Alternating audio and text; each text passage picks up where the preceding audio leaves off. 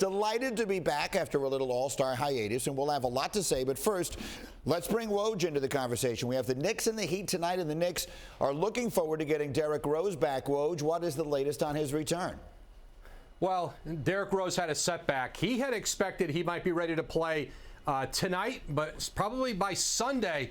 But he had to have a minor procedure today on that surgically repaired right ankle. Now, I'm told that this is nothing to do with any structural problems. He had played pain-free in practice this week, but there was really some cleanup that had to be done there, and they're hopeful that he'll be able to return now within weeks, certainly not months, but he could be back in fairly short order. I will tell you this, it doesn't impact Kemba Walker's future with the Knicks. He's going to remain out for the rest of the season. He and the Knicks came to that agreement.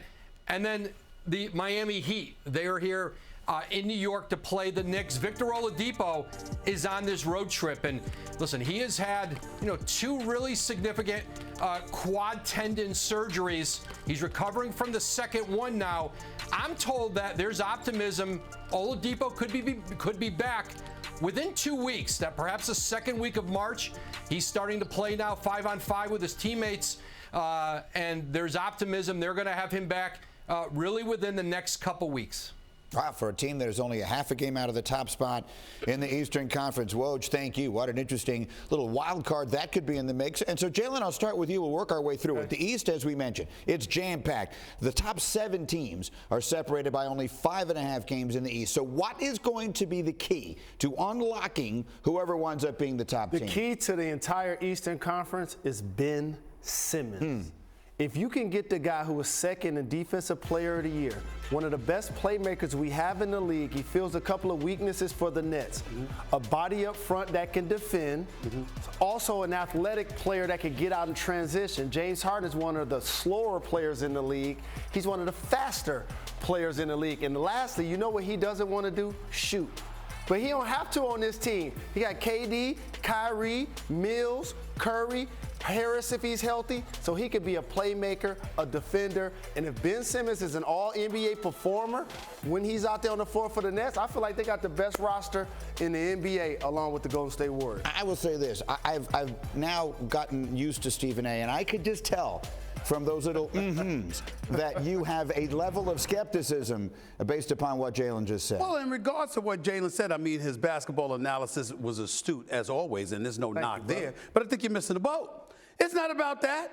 You know who it's about? It's about Eric Adams. Have y'all ever heard that name? He is the mayor of New York City. He is a guy that can lift the mandate in New York City, the vaccine mandate that would make Kyrie Irving eligible to play inside of the Barclays Center. That is the key to all of this, because with or without Ben Simmons, when we thought about the Brooklyn Nets before James Harden ever arrived, the second that KD and Kyrie were presumed to be together in Brooklyn, you had people like yourself and others that were looking at Brooklyn and saying, yeah, watch what they do. Well, now you got Seth Curry. Now you got Andre Drummond. You've got some Cam Thomases of the world and supplementary parts coming off the bench, the Claxtons of the world, the Jones of the world, and stuff like that. Ben Simmons is icing on the cake, but Kyrie and KD on the court, that offensive juggernaut, I say that's the key to a lot of things in the East. You look handsome this evening, and before I let this legend go, Greeny, I want to tell you something. Kevin Durant and Kyrie is not winning the East. They're going to need Ben Simmons. They are not beating the Bucks. They're not beating the Heat. They're not beating the Sixers without Ben Simmons. I'm not disagreeing with that. I'm just saying the bottom line is we feel that way because of what we've seen this season. Prior to all of this nonsense, we weren't thinking like that. That's why you should have been the mayor of New York. Have they overlooked us? I would accept nothing less than governor. Is there an obvious choice they have overlooked, Mr. Wilbon? Yeah. Health. The vaccine mandate is a health issue. Yes.